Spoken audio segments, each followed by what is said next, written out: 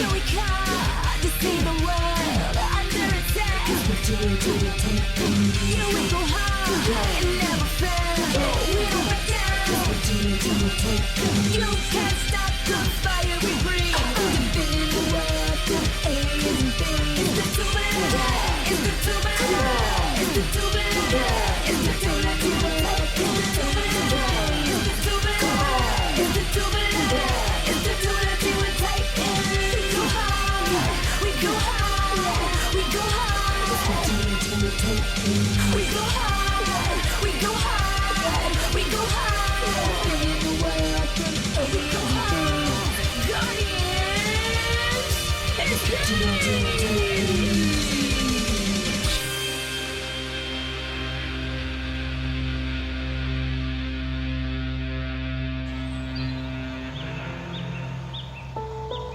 A long yellow school bus comes to a stop and the rambunctious 5th grade class of Kraken Elementary pours out. Dozens of excited students spill out, followed by their exasperated parents. All right, learners. 1, 2, 3. All eyes on me. I'm so excited that we're getting to explore the famous Kimball Caves. Now, does anyone know why the Kimball Caves are famous? Didn't a bunch of people die in them? You are correct that many people did pass away in the cave-in of 1932. But Mr. A.J. Kimball was actually the only survivor because he found a series of tunnels that led him back to the surface. Now, what was so special about these tunnels? They have complete darkness. That's right, Carter. And what does complete darkness mean? If we go deep enough, we'll have no observable light. It will be like we're blind. Exactly. Are you sure this is safe? I assure you that I've never lost a student on this trip. Only a few parents. The group slowly moves toward the entrance of the cave as Carter sheepishly follows. A line begins to take shape as the students pair up with their adult chaperone. Carter stands at the end of the line, alone. Why so glum, chum? My mom forgot about the field trip. That's okay. I'm sure she has a good reason for missing the trip. You can be my special teacher's assistant. I'll even let you carry my clipboard. I guess. Now, before we begin our geologic adventure, does anyone know the story of the mountain that sits on top of Kimball Cave? Nobody? The name the indigenous people gave it is something which I won't even try to pronounce because I don't want to butcher it. But it translates roughly to StoneHands. Legend was that despite being a beautiful mountain, StoneHands was in a constant state of depression. It had excessively high standards, granting the passage only to those it deemed worthy. It also had no qualms about sending travelers, even children such as yourselves, to their death if they disturbed the plants or animals that lived on its side. A weathered pickup truck flies into the parking area and skids to a stop next to the school bus. Leaping from the driver's side and sprinting toward the group is Carter's older brother, Benny. Wait! I'm here! Bro, I'm so sorry I'm late. I almost forgot. Well, I did forget, but Scarlett remembered and let me borrow her truck. Mom called last night from work and told me she had to work overtime, so I told her I would go to whatever this is. It's good to see you again, Benjamin. Whoa! Miss Hubbard? I remember you being a lot bigger. To a 10-year-old, I'm huge. Shouldn't you be in school? Technically, I'm at a school function.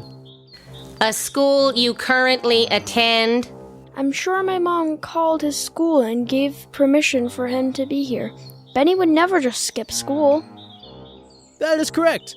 Everyone knows Benjamin Ulysses Humo is not a rule breaker. Just a rule bender, if I recall. Make sure your mom calls before the office closes. Miss Hubbard leaves the two Humo brothers and makes her way up the line, making sure each child has an adult chaperone. So, what exactly is the field trip? We're going into the Kimball Caves. Isn't that where all those guys died? Yeah, but we're going to follow the passageways to get to a cave with absolute darkness. Oh, and thanks for coming. I didn't want to have to carry Miss Hubbard's clipboard all day. Of course, baby bro. I too have known the frustration of clipboard duty. I guarantee 5 minutes in and she would have turned you into her private pack mule.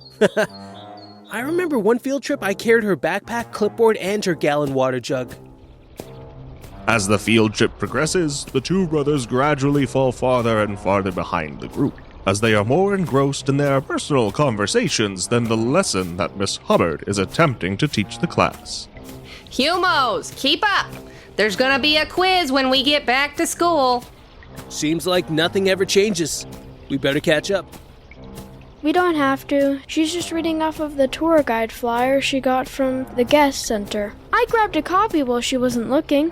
Impressive. I just want to hang out with you. We don't get to hang out as much as we used to. I have gotten pretty busy, haven't I? You're always hanging out with your friends or kissing Scarlett. Hey, I don't kiss Scarlett that much. Stephanie said the only reason people get boyfriends or girlfriends is to kiss them. I won't lie to you, kissing is a pretty sweet deal. But there's more to it than that. I actually have something pretty serious to talk to you about.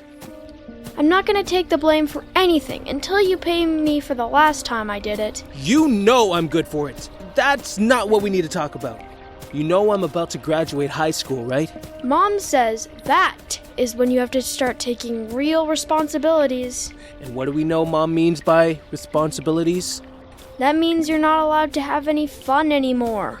Yep. It also means that things might change for me. You're gonna leave me, aren't you? Just like Dad left. Benny steps in front of his brother and kneels, so the two siblings are at eye level. The younger Humo bravely holds back tears as he stares into his older brother's eyes. Carter Frederick Humo, I would never do that. I'm not Dad. I will always come back to you. You and Mom mean more to me than anything in the world. Then why are you going to leave? Who's gonna make Hot Pocket casserole when Mom works late?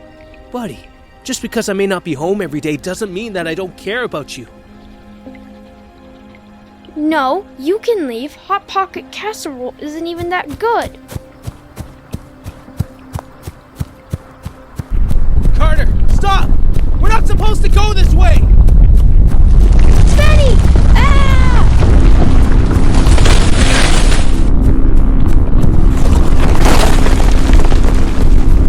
Carter! Run back towards me! Carter!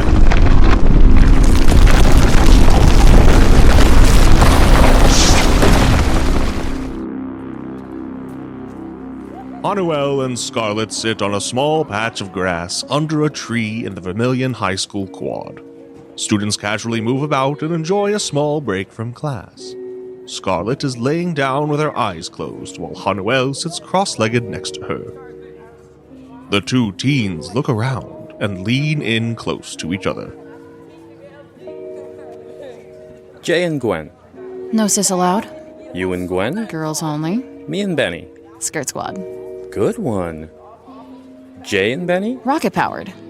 You know I wasn't joking. I can do this all day. Benny and Gwen. Team jocks. You and Jay. That's easy. The brain trust. Let's raise the challenge level. You, Jay, and Benny.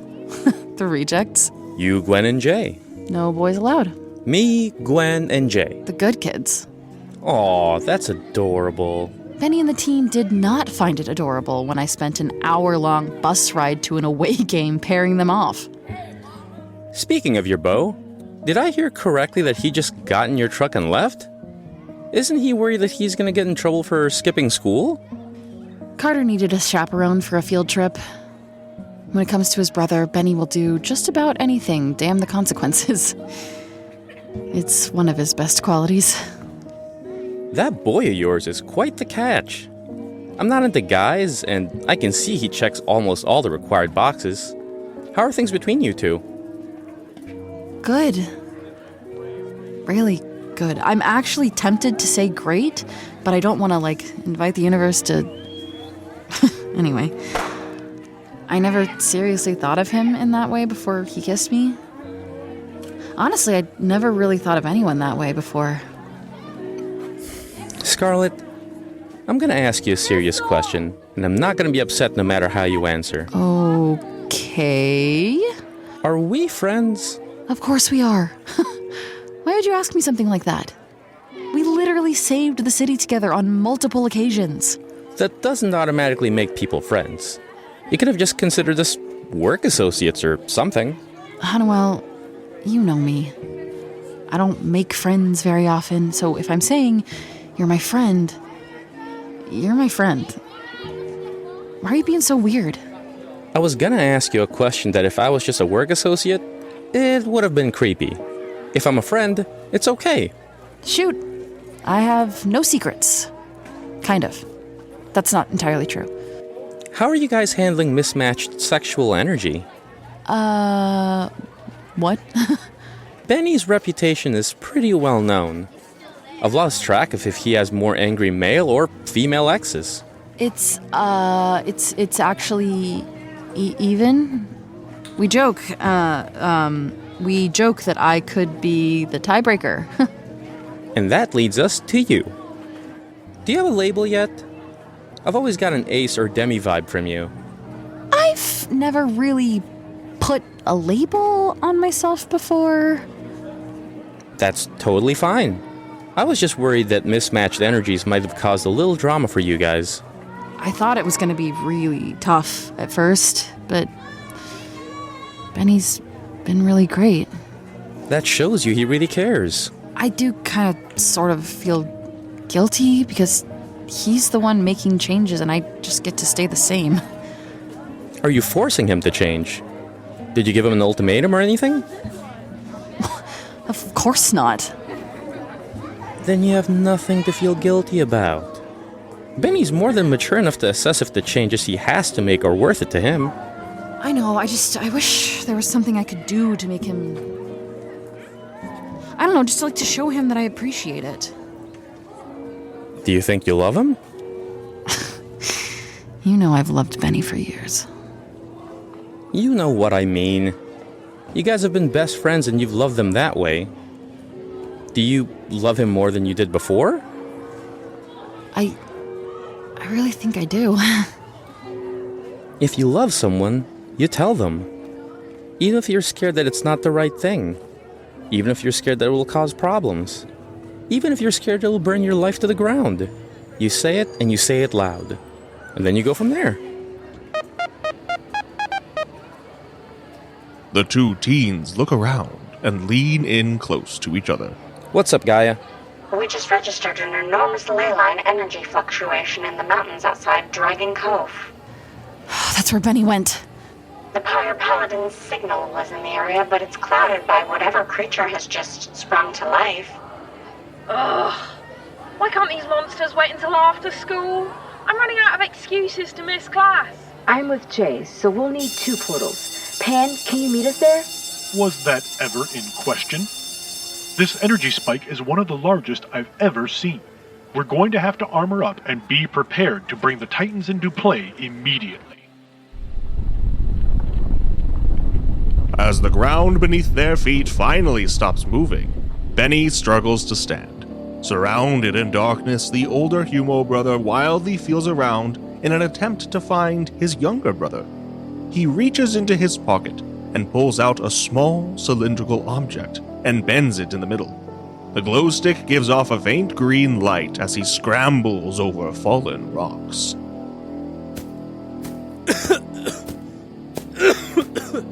Carter! Carter! Where are you? Say something so I can find you! Benny? Carter, keep talking and follow my voice. I'll try to come to you. I can't move. There's a rock on my leg and I can't get it free. Are you in pain? I can't really feel my leg. It's like it's asleep. Benny finally reaches Carter and finds the young boy's lower half wedged under a large stone. The high school quarterback pushes against it with all his might. Come on. To no avail. Can you wiggle your toes? I think so. That's good at least. Benny, are we gonna die in here? Don't even think that. We just move this just a little. Damn it! Come the fuck on! The frustrated teen slips into a sitting position near his trapped brother. He holds his terrified sibling's hand. The younger Humo grasps his older brother's hand in a white-knuckle grip. Benny looks down at their hands, and his eyes lock on the conduit adorning his wrist. Fuck it. I'm gonna get us out of here, but I'm gonna need you to keep a secret from me. Like the secret when you had that boy over, Mom said no, and you hid him in my closet when she came home early? Bigger than that. Why do you remember that? He made us those really tasty waffles. Fair enough. Alright. This is probably a bad idea. Guardians, engage! Fire Paladin! Archer Humo stares in wide-eyed amazement as his brother places his ringed right fist to the disc on his left wrist and turns it quickly. Liquid metal pours from the bracelet and covers Benny from head to toe. The metal seemingly hardens, leaving Benny in his flaming red and black Guardian armor. Let's get you unstuck. With relative ease, the Pyre Paladin moves the large boulder that had been pinning Carter in place. Hoisting his brother into his arms, Benny squeezes him tenderly. You're a superhero? Yep, pretty cool, huh? The coolest. Can you fly? I can jump pretty high. I do have a phoenix that can fly, though. Do you have X-ray vision? I might. I'm still not sure what this helmet can do. It would be useful right now. GAIA, can you teleport us out of here? Of course. Looks like we're on our own. Benny, the glow stick is starting to go out. Do you have a flashlight? I've got something better than a flashlight. Flame Hammer!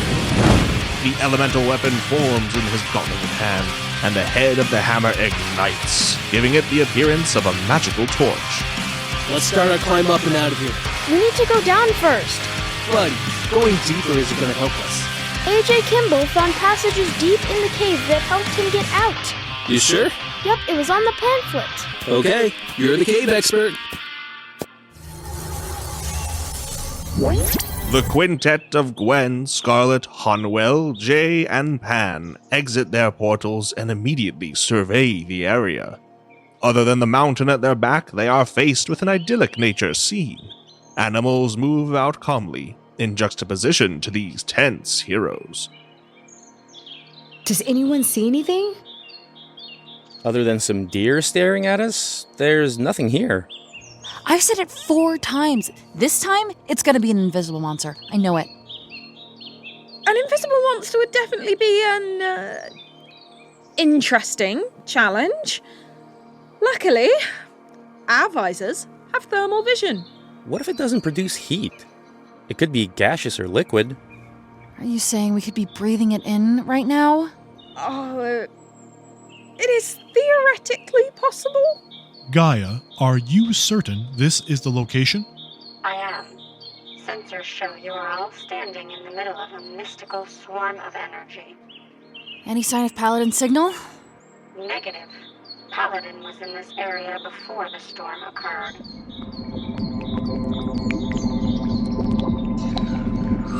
Are these the fabled Guardians?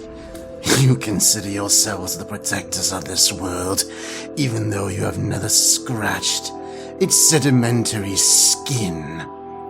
You've never traveled its cavernous veins, or borne witness to its molten heart. And even yet, you claim dominion over it. Humanity. What an arrogant breed of bacteria. The 5 heroes turn to see amorphous liquid forms rise from the ground and slowly take the form of Haxatar Obliterus, the drowned Duke, and Tirich Mir.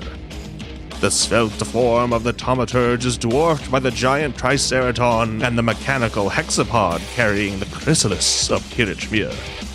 Did the egg just make a crack about us? Really? What?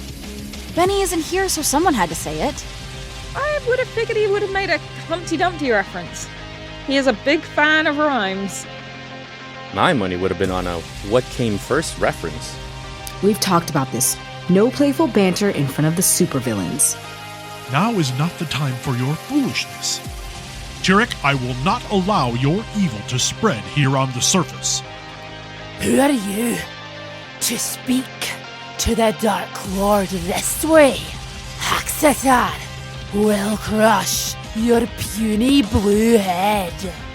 These hatchlings and the blue buffoon are the ones that vexed Harbinger. I always knew you put too much faith in that mechanical monstrosity. Is the surface world so decrepit that they send their young and useless to be slaughtered? Do not speak of these warriors that way. Say they lack focus. Say they are immature, but do not call them useless. These guardians are extraordinarily qualified. Their intent is good. Their commitment is true. They are righteous, and they are heroes. And I am proud to fight by their side. Tisk, tisk, tisk. So this is what happened to you. You were once a powerful and unyielding force of destruction. And now, you're just this small, fleshy thing before me. To think I almost respected you. The blue one is Harbinger. How is this possible? I may never be able to atone for the atrocities I did in your name, but ending your reign is a good place to start. Guardians, engage! Void Vanguard! Druidic Defender! Nova Knight! Storm Sentinel! Hydro Hoplite! No sooner has the liquid metal solidified on the 5 heroes, hand rushes directly toward Tirich Mir. Thrusting out their right hand, they quickly summon their elemental whip. Null Scourge! Tirich Mir is mine. You 4 can take on his lieutenants. Vanguard has no respect for the team hierarchical system. That's a discussion for after the fight. Defender and Knight, the Triceratops is yours. Sentinel and I will take on the creature from the Black Lagoon. Aqua Sword! Wind Chakrams! Lightning Lance! Earth Shield!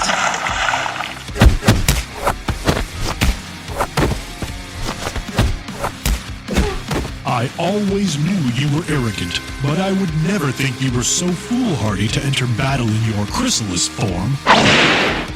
You think I need a physical body to end your meaningless existence?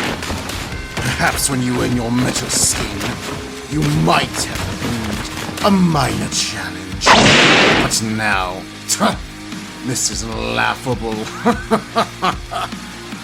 Telescoping arms extend out of the insectoid carrier that holds Tirich Mir's egg-like chrysalis. As the arms reach their full length, pincer-like claws sprout out of them. I see you've made some upgrades. They won't do you any good.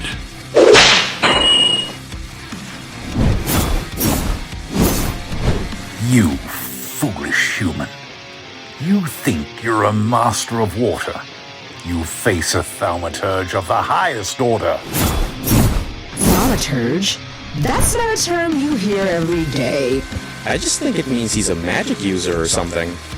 I know what it means, and if I didn't, onomatopoetically, it tells me he's an arrogant prick who needs to be taken down a few pegs.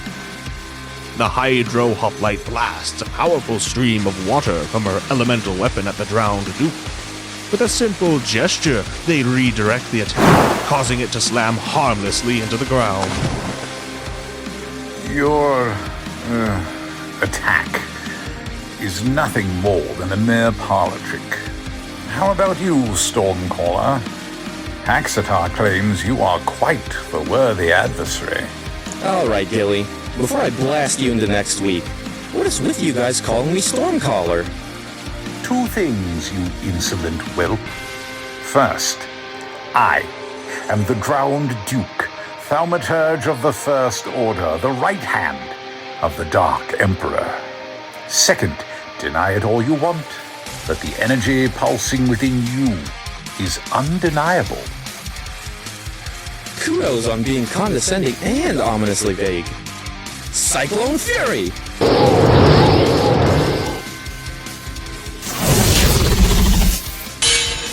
The druidic defender stumbles backward after blocking a devastating strike from Haxatar Obliterace's sword. Regaining their balance, they quickly look at what remains of their shield. Oh! Is every dinosaur hit with the equivalent force of a locomotive?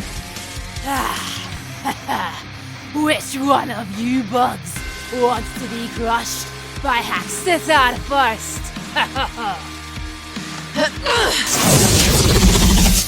I'll be your Huckleberry. You will pay for that. Haxatar wonders if you will spark when Haxatar lets your limbs off.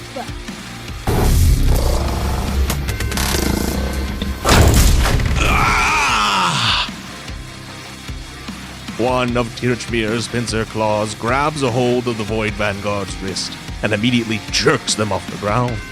The free pincer begins to rotate at a spectacular speed and is poised to be driven through the silver-clad hero. You were nothing but a husk when I found you, and now I return you to that state. Hey, Humpty Dumpty! It's about time for your great ball! Blazing Rush! The fiery form of the Fire Paladin bursts out of the woods and slams into Tirich Mir's mechanical frame. The legs buckle, and Pan is dropped as the telescoping arms move to steady the walker. You okay, Vanguard? I've had better days. I appreciate the save. Would have been here sooner, but I had to get Carter somewhere safe. You ready to finish this? The fighting intensifies as the 6 armored guardians battle the 3 subterranean beings.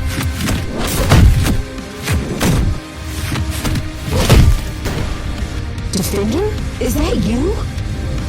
I wish. This is beyond the scope of my abilities. Enough! You are not welcome any longer. Who threatens the Dark Lord? Haxatar will destroy you. Duke! Where is the creature? I can't pinpoint its location. The energy is all around us. Defender? Can you say anything? Oh, they're right. There's not one entity with a ley line signature. It is in everything. The ground cracks and opens below the feet of Haxatar, the drowned Duke, and Tirich Mir. The Dark Emperor and their minions disappear as the openings close as quickly as they appeared.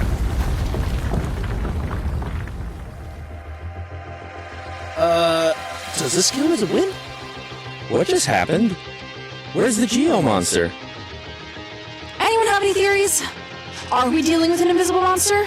The GeoMonsters have been made from concentrated ley line energy. Maybe this time it hasn't concentrated. You must leave my mountain. I have tolerated your kind's disturbance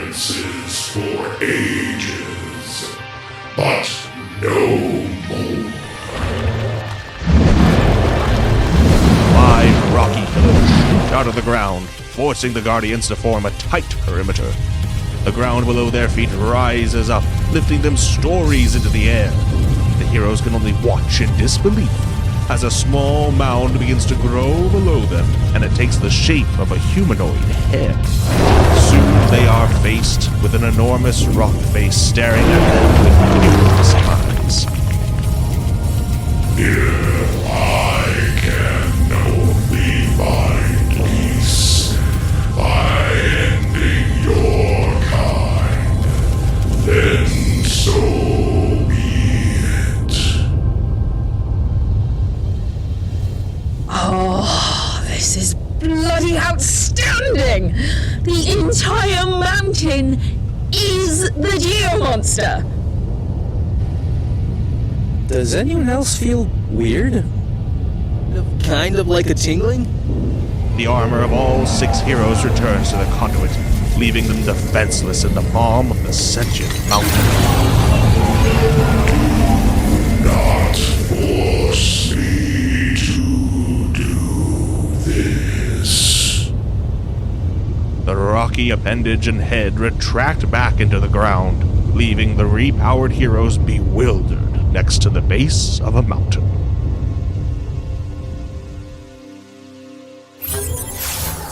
Then he steps out of a quickly closing portal and activates his communicator as he makes his way down the vacant alley behind his family's condo. I'm gonna go check on Carter, but let me know if you find anything. Will do. You got a cover story prepared? You know I'm always better when I shoot from the hip. I've got a few tenant calls to answer, and then I'll come pick you up. See you in a few. Benny has barely stepped into his garage before he is met by his upset mother. The matriarch of the Humo family throws open the door and marches toward her son. Benjamin Ulysses Humo, where the hell have you been? Mom, I was... Carter's teacher calls me and says he's hurt and no one can find you. You see, what happened... I don't want to hear your excuses. You left your brother when he was hurt. Mom, just give me a second to explain. There was a monster attack that caused a cave-in. Carter told me everything that happened in the cave. He did? What exactly did he say? He said you were a superhero. You pushed a rock off of his leg and carried him out. That is correct. I wouldn't say a superhero, but it was pretty scary. Why did you leave Carter? Mrs. Hubbard said he just came walking out of the woods by himself. I went back to see if anyone else needed help. Carter's tough. I knew he'd be okay. And where have you been the last 2 hours? I had to bring Scarlett her truck. And that was more important than going back for your brother? It's the truth, Mom. How's Carter? He's sleeping with Toasty. I know I was against bringing that wolf into the house, but it's like a heating blanket and nightlight all rolled into one. Plus, it's one hell of a theft deterrent. Mom, we need to talk about something. Is she pregnant? No, Mom, no! It's nothing like that. Then it can wait. I'm tired and I need to get dinner started. Mom, please. Benny, I don't have the energy for this. For what? I told you, Carter told me what happened. That includes why he ran. If we talk about this right now, it's going to end in a fight. Why does it have to be a fight? Because you're going to want to go, and I'm going to say no. Why can't I go? I failed you, Benny. I've been a terrible mother to you. I can't do that to Carter. I can't do this alone. That's not true. You did your best. When your dad went away, I shut down. I wasn't eating, I wasn't sleeping, and I definitely wasn't being a mother. I left you to just run wild, hoping that you'd be okay. By the time I dug out of my hole, you were in and out of juvie with Jason, and Carter's almost the age you were when I lost you. I'm gonna fail him too. That's not true. That was a long time ago. You're so much stronger than when Dad went away. You're a great mom. You never gave up on me, even when most parents would have. You remember about a year ago? I thought I could keep this all inside of me, all bottled up. I thought if I just put it in the back of my mind, it would all just go away in time. Keeping all these emotions inside just got too much to handle, and I was about ready to break. But you were there for me. You let me break down. And then you helped me put the pieces back together again. You remember what you said that day? You wanted to be better because you wanted to be an example for Carter. This family works because the three of us are a team. I know it is selfish and unfair and a lot to put on you, but that's just how it is. I know, Mom. I'm not saying you can't ever leave, but this is a critical time for us. Carter's starting middle school and I'm in line for a manager position. This next year or so is going to be big for us. In a fair world, I'd tell you to chase your dreams, but we both know life isn't fair. We need you, Benny. This isn't forever. Just the next little bit, and then I'll be there to support you in whatever you want to do. You're right, Mom. The team has to come first. My plans can wait a little while. The mother and son share a tender embrace. Mrs. Humo squeezes her son tightly and kisses his cheek with tears in her eyes. You're the best. Of course I am. I have the best mom. How about I make dinner tonight? Hot pocket casserole? My specialty. Benny and Mrs. Humo turn to see the food truck of Johnny Dakota idle up to their garage. The pair confusedly stare at the words 20,000 legumes under the sea that is brightly painted on the side of the truck as Johnny exits his vehicle. Wearing a full replica of an old-timey diving suit, the food truck operator bounds forward, carrying a large bag of food. Worry not, Humo clan. I come bearing... Whoa! Whoa! Toasty! No! The Humo's pet flame wolf comes flying out the recently installed, oversized doggy door. The blue flame of its mane crackles and smoke billows from its nose as it positions itself between the costumed Johnny and its newly adopted family. Benny kneels next to the protective animal and gently rubs its side. Toasty, this is Johnny. I know he looks a little weird, but he's a friend. Even more than that, he's a friend that brings the treats. Hey there, you little matchstick. You like jerky? Got some spicy habanero soy jerky with your name on it. Aren't you just a happy pyro puppy? Looks like you made a new friend. What are you doing here? As I was saying, I come bearing sustenance. Black bean quesadillas, turkey chili, and French green lentil salad for all. We didn't order any food, John. Indeed you did not. A certain raven-haired mutual acquaintance paid for the meal. She figured y'all might be a little too busy to cook tonight. Scarlett did this? That girl of yours is pretty amazing. Yes, she is.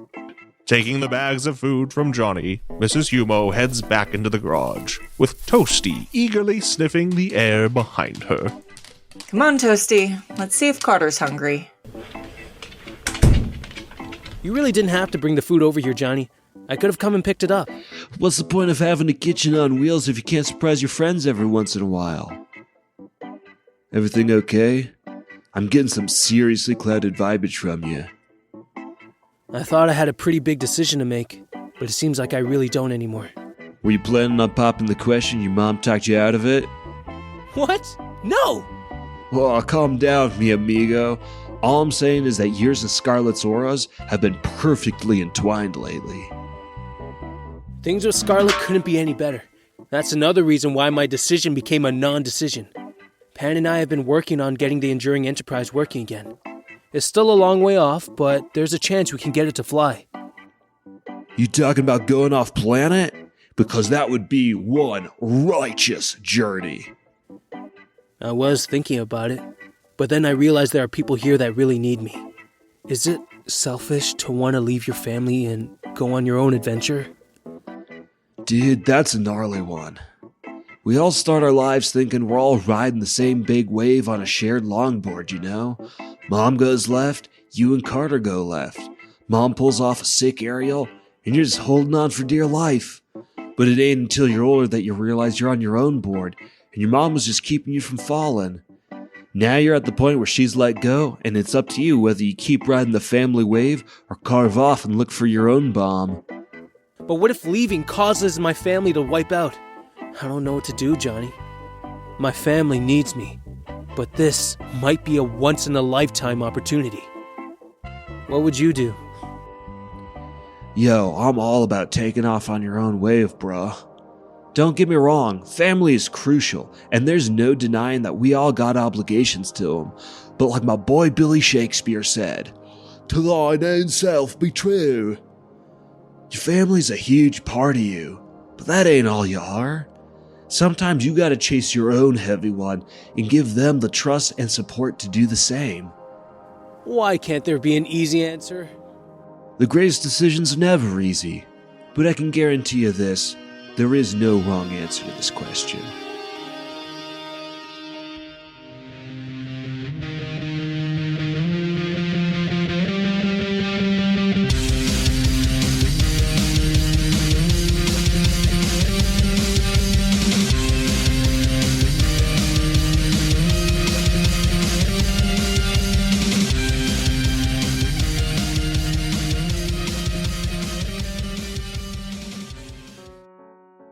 Tubular Teens with Titans is written and produced by Velvet Fiend Rabbit Productions. Our theme song, Thundersword, is written and produced by Ahmad Judah and Joe Chasm, with lyrics and vocals by Keisha Wallace. If you liked what you just heard, please head over to the podcast service of your choice and leave us a rating and a review. It truly helps more people find the show. Tubular Teens with Titans features the vocal talents of I'm Briar Zachary, and I play the Druidic Defender, Terra. My name is Chris Van, and I play the Pyro Paladin, Benny Humo. I'm Tim Loika, and I play Storm Sentinel, Ha-Nuel Yasao. I'm Keisha Wallace, and I play the Hydro Hoplite, Gwen Avalon. Sup, I'm Allegra Rodriguez Shivers, and I play the Nova Knight, also known as Scarlett Watts.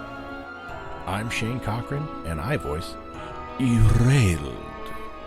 I'm JJ Jensen, and I play Hera. I'm Michael Waldschlager II, and I play Vahan, Guardian Prime.